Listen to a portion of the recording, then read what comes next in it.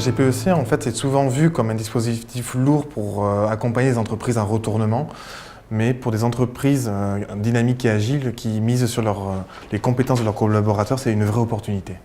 Quelqu'un de compétent dans une entreprise en évolution, c'est quelqu'un qui tend vers l'agilité.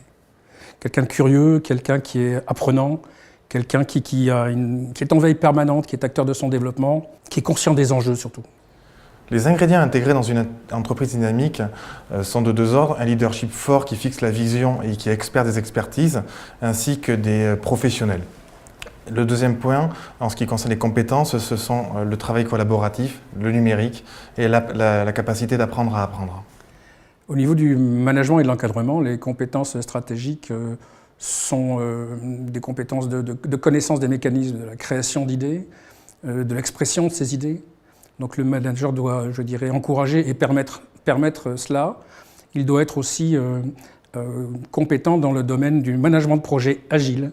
Donc, 70% de ce que le collaborateur intègre dans ses compétences sont acquises en situation de travail, 20% par ses tiers et 10% par le biais de la formation classique.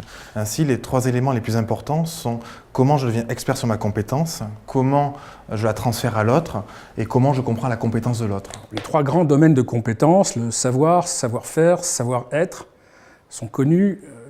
Dans le domaine de l'organisation agile, il est important de créer un vrai socle de savoir-être sur lequel on va pouvoir bâtir de manière sûre les savoir-faire et les savoirs.